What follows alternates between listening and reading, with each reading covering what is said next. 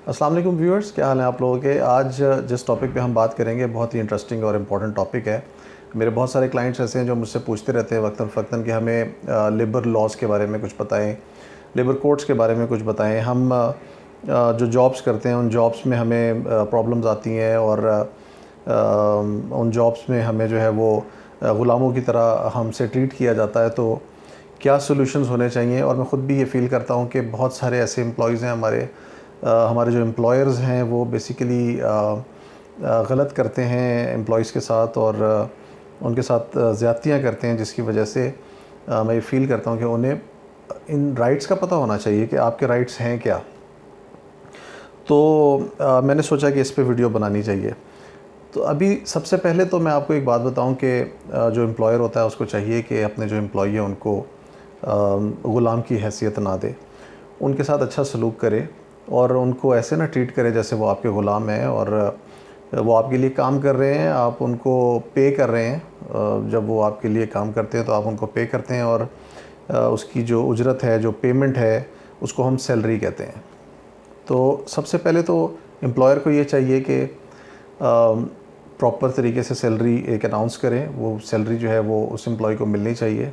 जो minimum wages हैं, जो मिनिमम सैलरी है इस वक्त जो गवर्नमेंट ऑफ पाकिस्तान ने अनाउंस की हुई है वो है कोई 17,500 17,500 जो लेबर कवानीन के तहत जो है वो हर एम्प्लॉयर को पे करनी चाहिए और इससे कम सैलरी पर किसी को अपॉइंट नहीं करना चाहिए। दूसरे नंबर पे जब आप किसी को अपॉइंट करते हैं और उसको सैलरी देते हैं 17,500 तो आपको चाहिए कि वो सैलरी एक तो प्रॉपर टाइम पे दें।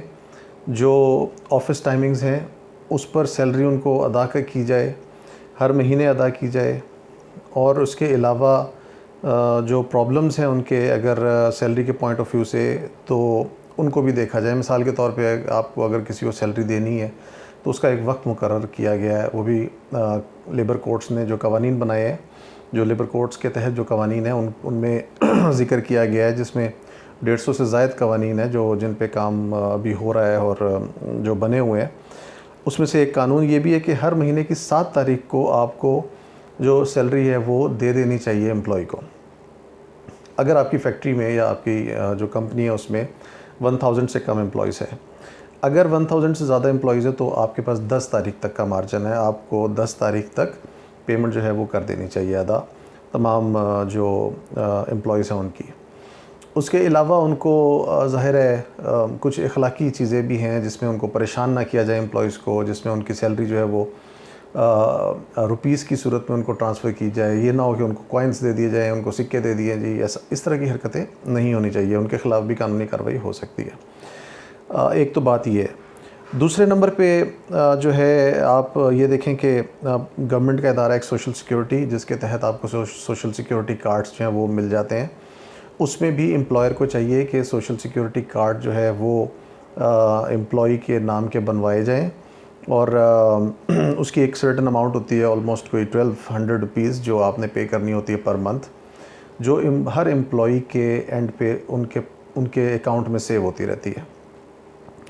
तो अगर आप फॉर एग्ज़ाम्पल किसी की सैलरी है 20,000 रुपीज़, तो 20,000 रुपीज़ में से 20,000 रुपीज़ के एवज़, रुपीज़ में से नहीं, वो 20,000 तो उसको एम्प्लॉय को मिलना ही है, लेकिन उसकी जगह उस 20,000 की वजह से उसका जो सोशल सिक्योरिटी में अमाउंट आपने जमा करानी है एज एन एम्प्लॉयर वो करानी है तकरीबन 1,200 रुपये। ठीक है, वो 1,200 रुपये हर महीने आप ऐड कराते रहेंगे और इस तरीके से वो जो अमाउंट है वो ऐड होती रहेगी और एक सर्टेन अमाउंट जो है वो बन जाएगी। तो उस अमाउंट को यूज़ किया जा सकता है बाद में एम्प्लॉय जो है अगर कहीं पर यूज़ करना चाहे। उसके अलावा हमारे मुल्क में सोशल सिक्योरिटी के जो हैं वो स्कूल्स बने हुए हैं, सोशल सिक्योरिटी हॉस्पिटल्स हैं, जिनमें जिन लोगों की वो सोशल सिक्योरिटी कार्ड्स बने होते हैं उनको उनके बच्चे पढ़ सकते हैं। उनके बच्चे जो हैं वो ख़ुद भी और उनकी फैमिली जो है वो हॉस्पिटलाइज अगर खुदा न खास्ता होना पड़े या कोई ट्रीटमेंट की ज़रूरत पड़े तो वहाँ से उन हॉस्पिटल से फ्री ऑफ कॉस्ट वो करा सकते हैं। और इसी तरह वो स्कूल्स में उनके बच्चे पढ़ सकते हैं फ्री ऑफ कॉस्ट। तो ये सोशल सिक्योरिटी कार्ड होने के बेनिफिट्स हैं जो हर किसी को चाहिए कि सोशल सिक्योरिटी कार्ड लाजमी बनवाए। और अगर एम्प्लॉयर नहीं बनवा रहा तो एम्प्लॉयर को जाकर कहें कि जी हमारा सोशल सिक्योरिटी कार्ड जो है वो लाजमी बनाए। उसके अलावा हमने देखा है कि पाकिस्तान में कोई जॉब सिक्योरिटी के बड़े इश्यूज़ हैं। जॉब सिक्योरिटी ऐसे कि सेठ सिस्टम है, हर कोई जो है वो सेठ बना हुआ है, जो प्राइवेट ऑर्गेनाइजेशंस में जो लोग हैं चला रहे हैं उनको, और कभी भी जब भी उनका दिल करता है किसी भी एम्प्लॉय को खड़े खड़े निकाल देते हैं। ऐसा नहीं किया जा सकता। इसके अगेंस्ट भी लेबर कोर्ट्स बनी हुई हैं जिनमें आप जाके जो है वो फ़ाइट कर सकते हैं। अगर कोई आपको अचानक से निकाल दे, आप सुबह को ऑफिस पहुँचे और पता लगा आपका टर्मिनेशन लेटर जो है वो एक बंदे के हाथ में, और वो आपको पकड़ा रहे हैं कि जी you are no more required for this organisation, तो ये ऐसा नहीं हो सकता।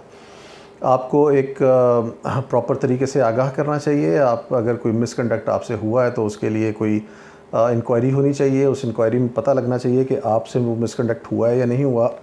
उसकी प्रॉपर छानबीन होनी चाहिए। इन्वेस्टिगेशन के बाद एक रिपोर्ट बना के और फिर एक प्रोसेस है जिसके थ्रू आपको टर्मिनेट किया जा सकता है। ऐसे नहीं हो सकता कि आपको अचानक से टर्मिनेट कर दिया जाए। अगर ऐसा कोई करता है तो वो डेफिनेटली ठीक तरीक़ेकार नहीं है। उसके अगेंस्ट भी आप लेबर कोर्ट्स में जा सकते हैं। और लेबर कोर्ट्स में जो जजेज़ हैं उनके बारे में मैं थोड़ा सा आपको बता दूं कि लेबर कोर्ट्स के जो जजेज़ हैं वो नॉर्मली हाई कोर्ट के जो रिटायर्ड जजेज़ होते हैं उनको अपॉइंट किया जाता है, या एडिशनल सेशन जज या सेशन जज जो होते हैं इनको भी अपॉइंट किया जा सकता है लेबर कोर्ट्स में। तो काफ़ी सीनियर जजेज़ होते हैं और उनको आप जो भी अपनी इश्यूज़ हैं उनके लिए बड़े आराम से उन कोर्ट्स में जा सकते हैं। और उसके अलावा हर इंसान है, इंसान को हर कुछ अरसे के बाद ऑफ डेज़ चाहिए, छुट्टियां चाहिए जिसमें वो अपनी फैमिली के साथ वक्त गुजार सके, जिसमें वो रेस्ट कर सके, मेंटली रेस्ट कर सके, फ़िज़िकली रेस्ट कर सके।